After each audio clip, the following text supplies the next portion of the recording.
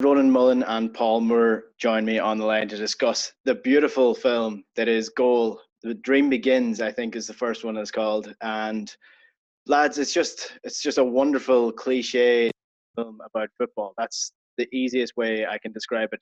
Initial thoughts of the film, Ronan Mullen. I'll let you take the honors. Oh, what a dream indeed. And it's like watching it as a child, whatever, 2006 it came out, like all you care about is the football element of things. It's only when you watch it back you realize they really go heavy on the human interest and the little social aspects. So fair play, like as well as going through the typical tropes of a normal sports movie, it's hard to avoid them. They did try and do a few different things with like the whole illegal Mexicans in America sort of stuff. The like even it seems more prevalent now. Fast forward to 2020, it's probably more relevant than it ever was. And then all the little stuff like the coming of age of him as a character, his relationship with his parents, this kind of stuff. So as well as all the football stuff, which is what all I would have cared about 14 or 15 years ago, it's only watching it back you appreciate all the other stuff. Paul, before I get your opinion on it, I just want to touch on something Ronan said there. The whole illegal immigrants into Mexico thing, was it a little bit racist? I don't know. I did think it was kind of as subtle as a hammer. The fact that, when they're climbing through the fence, he has that 5 second pause when he looks at the ball. Is like, will he, won't he? I was thinking, this is your bloody family and you're just going to turn your back for a ball. We know, like, okay, we know you love your sport, but Jesus Christ, was it that close a decision to make, abandon your entire family? So I suppose you could say Santiago Munez was the precursor for what's to come in American geopolitics for 20 years or so. I actually found it funny as well, looking back at it now. I think, could this technically be categorized as an entry into Newcastle, the banter years? Because it was just at the start of it until the decline of the club came in, and then they became basically the laughing stock of all the Premier League as well. So I just thought it was one of these lovely little time capsule moments looking in, seeing that scene in the training pitch when you see the squad Newcastle had, such a motley array of players. You see Stephen Carr next to Nicky Butt, Alan Shearer, which is one of the good moments in the cameo. But then you look down the team sheet of when Santiago is picked in reserves the first time. There's Darren Ambrose there, for people who remember him. Shola Amiobi's in the team as well. So, like, it's fairly authentic. I think that's fair play to producers, because they were one of the first few to strike a deal with Adidas at the time. It was 50 million, which is why the match footage, and at least around the grounds, and the stock footage through all the three films is impeccable. But as for some of the football scenes and the technique, which I'm sure we'll talk about a bit later, it's a bit questionable. But no, I thoroughly enjoyed it again. Yeah, so the film is directed by Danny Cannon, but the story is actually by Mike Jeffries, and the story of how the film actually is actually quite interesting. So basically, Mike Jeffries is a massive Liverpool fan, and he was at the Cannes Film Festival in 2001. That was the year that Liverpool won the UEFA Cup. They beat Deportivo Alaves in the final 5-4, and he watched this game basically at the Cannes Film Festival, and he realised that there hasn't really been a film about football. There have been several films about football at this stage, but what he thought was there's never been one on the inside. So why not write a story about this? So he wrote up the script, got the film going, and a friend of a friend. It's kind of sort of how Santiago Munez comes to Newcastle. A friend of a friend knows someone. A friend of Mike Jeffries knows the advisor to Sepp Blatter. And that's where it gets really interesting, because Mike Jeffries asked him to have a word with Sepp. Can we get this film made with a big team in England? There's an interesting quote from Mike Jeffries who said that he met up with Sepp Blatter. It was like being in his shadowy chamber, and that he could write a book on things that have been written now. So that quote's from a while ago. Knowing what we know now about Sepp Blatter, I would say that would be a fairly interesting book.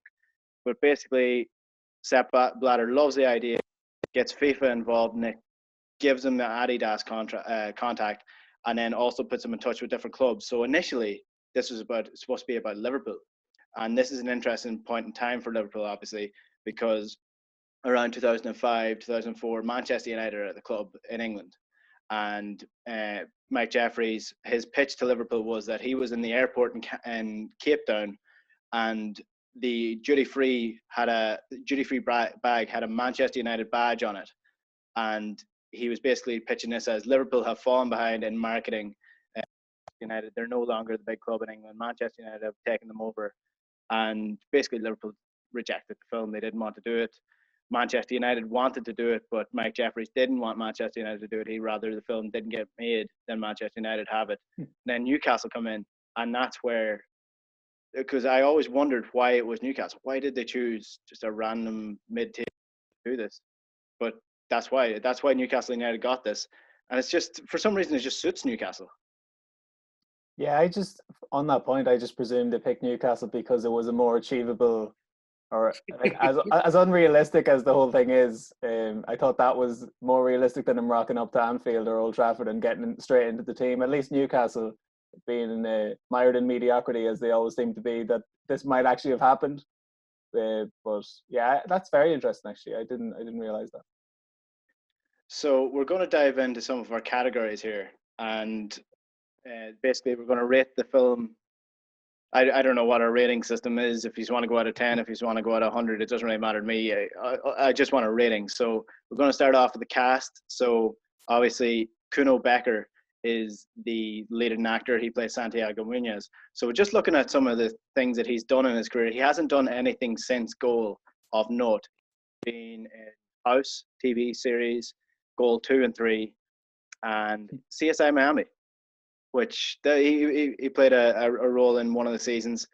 But the most interesting one, or the most interesting two rather, From Prada to Nada, which sounds absolutely excellent, and Dallas. He played a character in a season of Dallas, so he hasn't really gone on to big things after this, but it is a good role for him. Definitely. Originally, actually, it was supposed to be Diego Luna, who people might be more familiar from Narcos, and he was in Star Wars. He was cast in the role. There's actually pictures of him in Tyneside in St. James's Park in the black and white with Freddie Shepherd, who you see in the film. We all know Freddie Shepherd's tenure at Newcastle was eventful, to say the least. But no, I think he carries the film quite well. I mean, in terms of the acting, he does the fish out of water quite well. He looks relatively believable as a footballer. In terms of the technique of him on the ball, the camera and the director go very heavy. They nail the drag backs, the step overs, the flicks, which is, let's face it, unless you're Ronaldo, you're not going to see an awful lot in that in the game. I think Hollywood has this idea of football that kind of carries over from the Escape to Victory, Ozzy Ardiles flick and the overhead from Pele and all that stuff, that it's all the silky skill and stuff, when we all know ourselves, it's anyone who does that usually in the game will probably get lifted out of it within the seconds. But his technique kicking the ball, I don't know who sat him down, but it's so strange. He can volley the ball really well. Like, he volleys with his laces the way you're supposed to, most technique is. But he kicks with the instep, with the top of his instep for everything. And it's bizarre. But elsewhere, I think, looking at back in it again, I thought Stephen Delan is really good as Glenn, the scout. We would all know him mostly through Game of Thrones. He went on to play Stannis Baratheon, but he nails that kind of gruff Glaswegian, Fergie-esque accent. But he also does the kind of the surrogate father thing, because Santiago's father obviously doesn't back him to be a footballer, and he's stoic in his wanting him to be a gardener. And by the way, what a career that is! Gardener, busboy, and footballer all in the same film for Santiago. So he's nothing but versatile. And yeah, elsewhere, Anna Friel, solid as the love interest, and not just the trophy kind of pin-up footballer, which we do see throughout the film, but at least she's given an arc of her own. So I think it's fairly solid. Sean Pertwee as well as kind of the asshole agent. He's always been decent value. I think ever since I saw him in Dog Soldiers, I think was the first thing I noticed him in. So it's pretty good. And Alessandro Nivola as Gavin Harris, he's pretty decent. I mean, and even into the second film, he's back in, and he kind of does that, the arrogant striker kind of with a bit of redemption and a bit of decency about him eventually quite well. And oddly, the one I found, Stephen Graham is I think he only has like 2 lines in this. He was probably the best actor, one of the best actors alive. Like, you see him in The Irishman, and he was the one that got all the acclaim ahead of De Niro and Pesci and all these. But he's only in it for I think he's only got 1 scene and about 5 lines in it. So I don't know what that could be a budgetary thing, I would imagine. Stephen Delan for me is, I suppose, if you look at his career now, because he's an Emmy Award nominated actor, and everyone knows him for Stannis Baratheon, this is a big film for him, or at the time, but looking back now, this is a very, very small fish in a large pond of his. Ron Mullen, Marcel Lures is the manager of Newcastle at the time. He plays a German, a bit too posh to be the manager of Newcastle.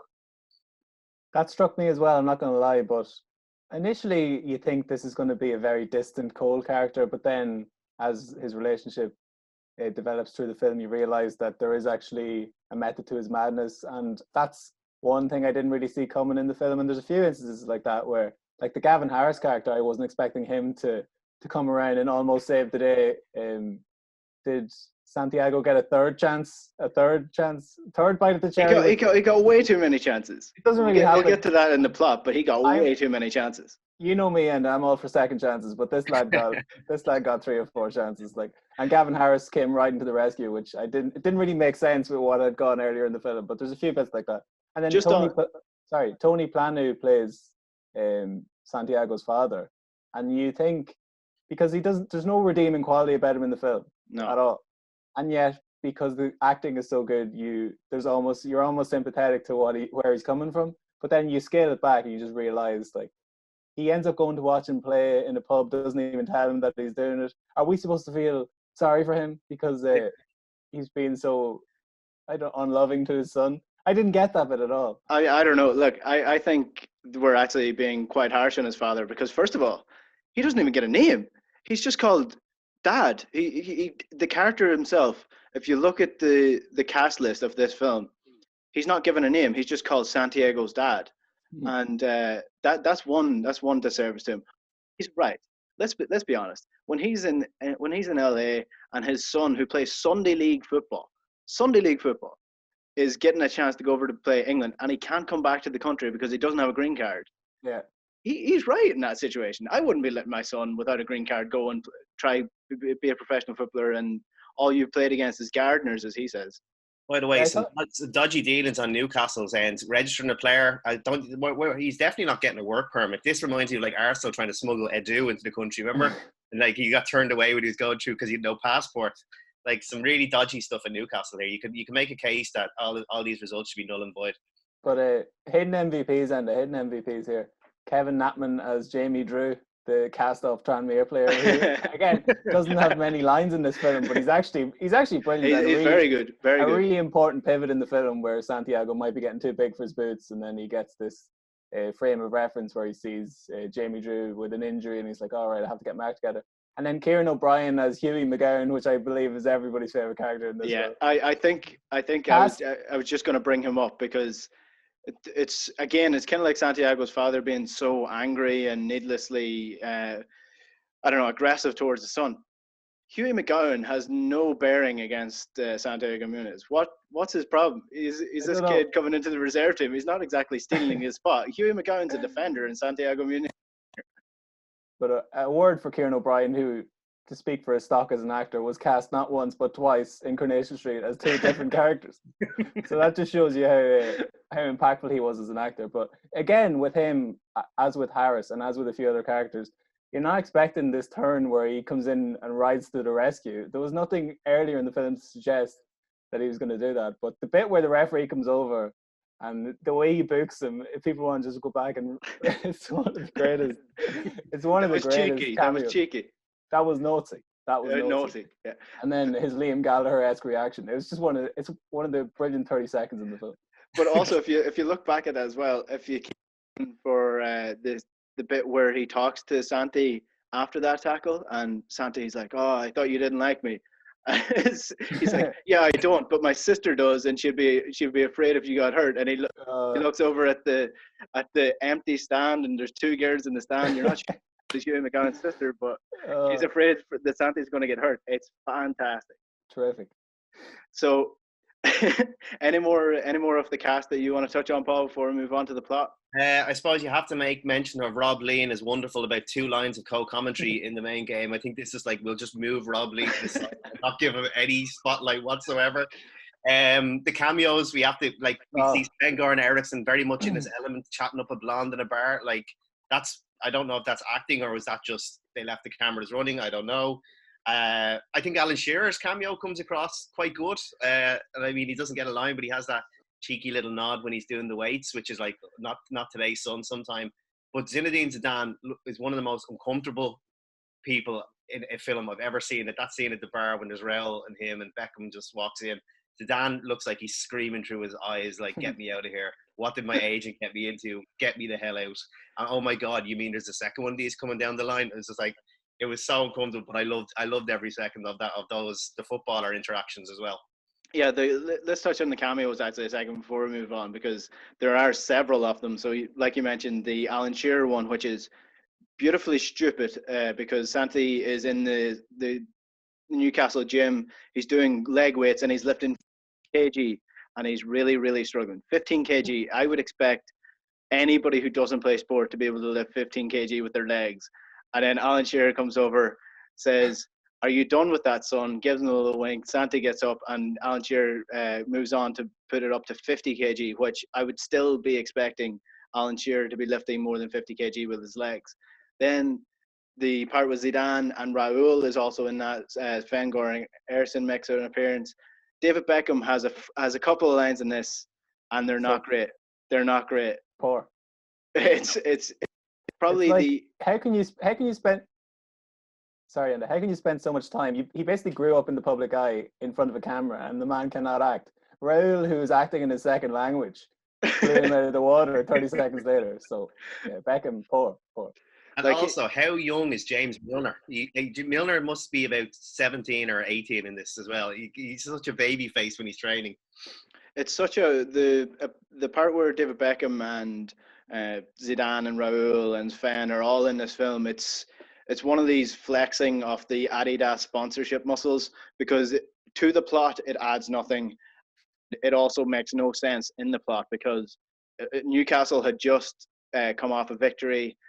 Santi won a penalty in the game. He only played for 2 minutes. For some reason, the entire Real Madrid squad are in this bar in Newcastle, and David Beckham walks up and congratulates Santi on his 2 minutes cameo. Said he was absolutely brilliant and thought he really shone out there in the 2 minutes of playing on.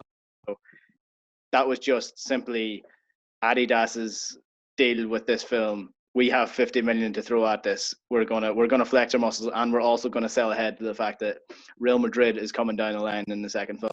Beckham says to him that he might make Real Madrid someday. Wink, wink. Well, if he had a winked, it would have been better. Right, we'll move on to the plot. So, for anybody who hasn't seen this film, I don't know if anybody hasn't, but the plot of the movie, as we said, Santiago Munez is a poor Mexican who crosses the border as a child illegally with his father. His mother mysteriously left the family. There was some drinking involved. What's nice about it is that they didn't go for the father was drinking and left. They went for the mother this time. He lives with his grandmother, works as a cleaner and a gardener with his father, his brother, and his grandmother in LA, and he's playing Sunday League football in LA.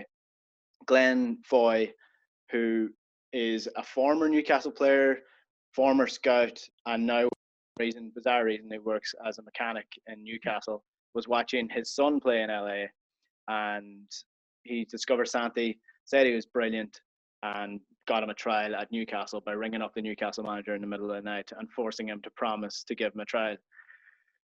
And then eventually it spirals out of control. We'll move on further on to the film, but what do we make of the plot? Because it is a Disney film also. That's where the love interest comes in. That's where the family element comes in. But overall, where do we stand in the plot? Because it's highly unrealistic, but it is still quite interesting. Well, there were a few double beats in it. We mentioned that he gets several second chances, which I didn't really get. And then the bit where his father dies at the end, I didn't really understand. He doesn't go to his funeral. Yeah, well, that as well. It's like there was no need for the father to die in this film. Like, I didn't get that at all. It added nothing.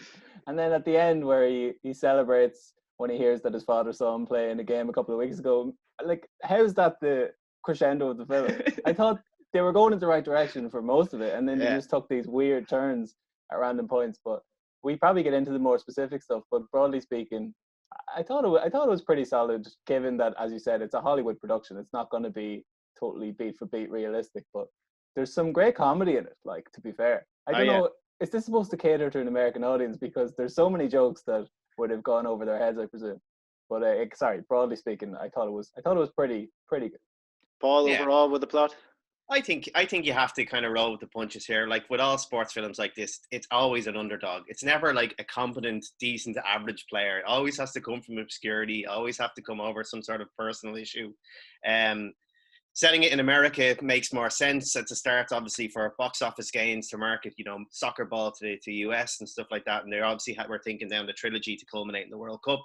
So they want to make it as broad as possible. So you've got Mexico, America, England, Spain, ticks the boxes there.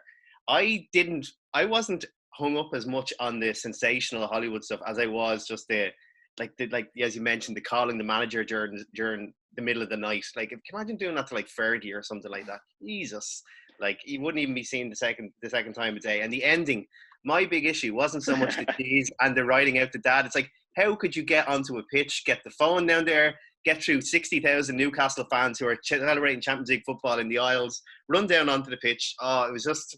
That actually took me out of the enjoyment of it more than any of the fairy tale stuff. No, I was just like, this would never happen. But I suppose you have to suspend your belief with stuff like this. As I said, it is Disney, so I'll roll with the punches on that one. Yeah, there are a few moments in this film where you're just wondering, where did they think of this and how did they think the audience would believe this? The first for me comes with the entire timeline of the film is completely off. It's as if the person doesn't know how a normal football season works. So first of all, Gavin Harris signed Newcastle with 4 games left. He signs for 8 million. And in the press conference, the manager is asked, what are your hopes for this season? And he said, well, Champions League football. And then the follow-up question is, but don't you know you'd have to take maximum points from your remaining games to get Champions League football? So that immediately screams, right, so they first act as if this is the start of the season, and now we realize that we're almost at the end of the season. So where is this Gavin Harris signing coming? Because it's not coming in January. So it must have been the transfer market different in 2005 in this reality, and he's allowed to sign. The second timeline issue for me is so later on in the film, when Santi is given numerous chances, and we'll get to the point where Kieran McGowan stands on his inhaler and he has a bit of a freaker, and he's almost about to move back to LA, but he gets another chance, his 6th or 7th chance, and he stays a month, gets a trial, and then gets a contract. And then another month passes because he's speaking to Roz and he's saying about how a month ago he was ready to leave and now he has a contract and he's in the first team. And there's still 3 games left in the season because you still have to wait for him to make his debut against Fulham, or Fulham as he likes to call them. And then he plays against Liverpool in the final game of the season, throwing in 3 or 4 reserve matches along this. So I'm just wondering where the timeline was. Did they stop the Premier League until Santi was ready for first team football? Or did they just completely mess this up and not think about it? That was a real plot hole for me. Ronan?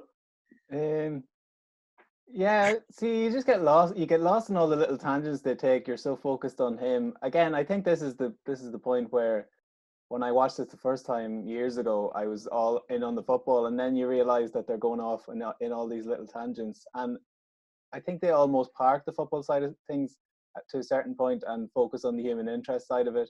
So that's probably where it falls down. They probably had the film done before they realized, there's probably a few inconsistencies here. But no, I take your point. I do get it. But the Gavin Harris character, again, talk about second chances. Come on, this lad would have been booted out. If this was Alex Ferguson, you're getting 1 chance maximum, I'd say, because he stepped over the line several times, and then for him to ride into the rescue on the football pitch as well as in Santi's life, I thought was a bit much.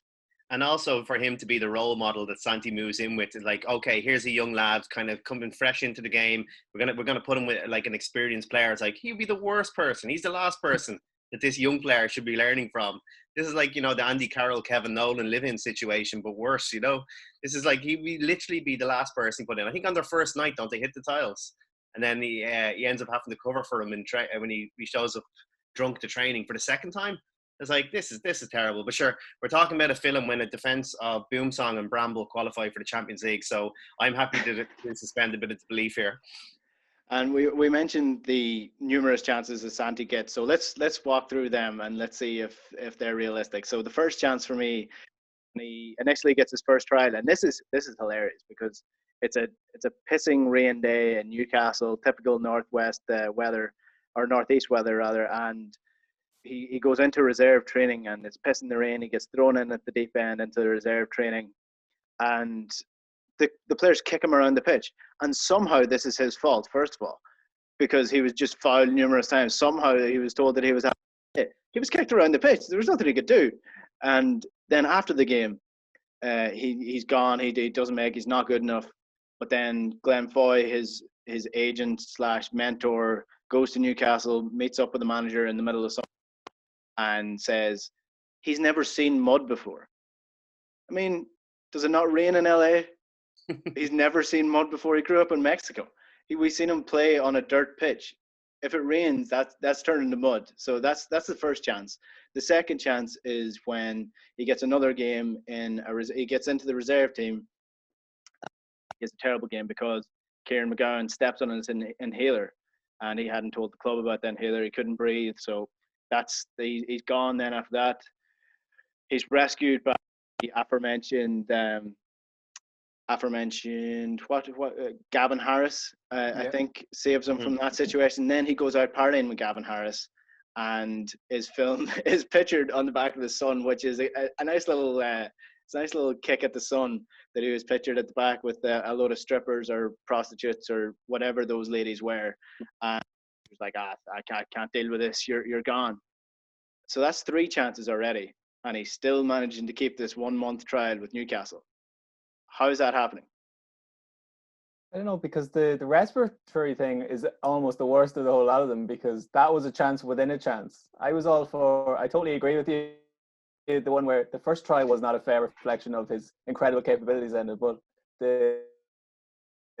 when he got a second chance in that proper trial match and blew it, like, it was his own fault really. If he had told them that he had this inhaler issue, they would have sorted out for him no problem. So not only was he deceitful, he also didn't turn up in that match either. So I think that was the one where it was like, right, he's going to have to do something to prove himself. No, Gavin Harris, who himself was stepping out of line, who was missing training on a regular, he's the guy who comes in and vouches for him. So if Gavin Harris comes in and vouches for you, I don't think that should stand you in good stead necessarily. I think if you're on his good books, that's not necessarily a good thing.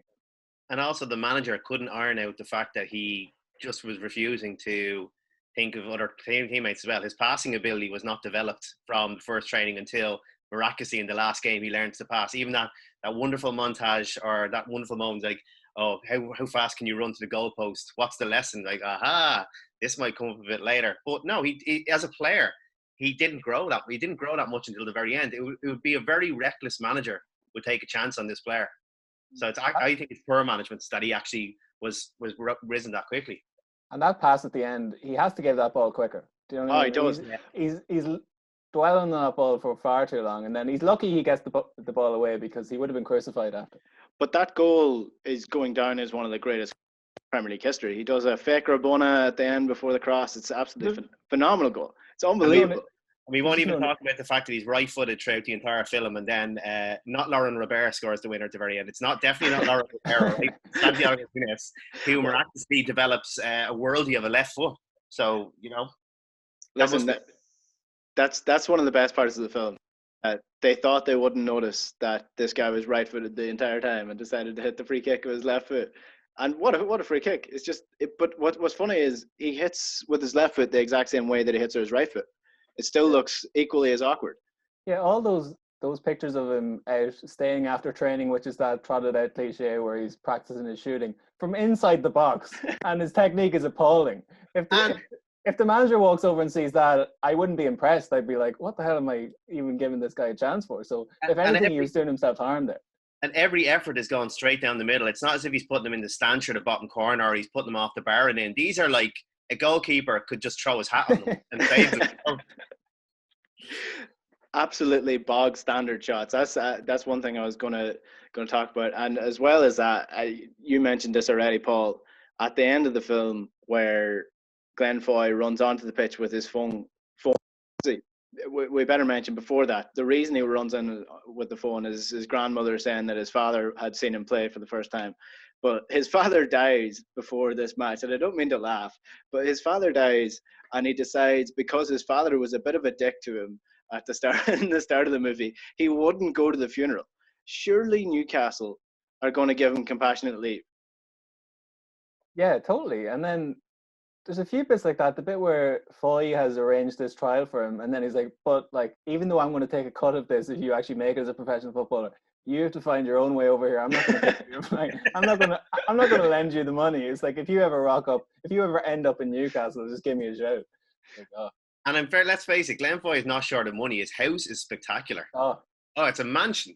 And it's like, geez, he must be making a lot of money from the garage, or he must have had, I know his career was short, but he must have made some good, like Robbie Fowler-esque investments into property there. The man's a millionaire, it seems. But he makes sure to remind Santi that footballers of his ilk, of his time, didn't make millions of euros every year. He made sure to remind that when he was looking back at the memories of Glenn's career, a little scrapbook in the paper. Ronan, you're a sub-editor in Off the Ball. You're the man that loves a headline. What do we think of Glenn's goers? Yeah, what? Oh, that was. Or so Glenn's a goer is the headline. How's that for a sub-headline or a headline? It's appalling. I was going through that scrapbook. It's like, if you're going to devote 30 seconds of screen time to going through a scrapbook, at least come up with a decent headline. But I thought did they superimpose his face onto old pictures, or did they just rip off some old Newcastle player? Because they did look very realistic. It actually did look like a young version of Glenn Foy in the Newcastle shirt. So surely it wouldn't have been that hard to Photoshop a few images in black and white. What did you make of the Barry Rankin character, the Flash Harry agent wheeler dealer guy? Brilliant. Absolutely brilliant. No need for it whatsoever. He brings nothing to the table, but I laughed every time I saw him. Like, he's just this guy that didn't want to sign Santi, and then when he became a star, he did. Like, there's for him to be in it, except for, I think he adds a bit to the whole way that football is actually portrayed in this movie, which is, it's an interesting take, because you think making it, and with Adidas being the sponsors, you want to be as shine football in such a good light, but the shine footballers is a bit of a dicks, like rich guys who don't care, and the agent is no different. So it was interesting that they were actually able to get that in the movie. And very heavy on the drink as well. Very heavy on the drink for a modern football. Socialising is drinking. And even your man, Gavin, just strung out playing Xbox on his own. He's a bit of a loser character as well. Like, I mean, it's a cold, empty life he has. You have to feel a bit for him. Like, no interest, no compassion from anyone else. Yeah, well, I suppose he brought it on himself.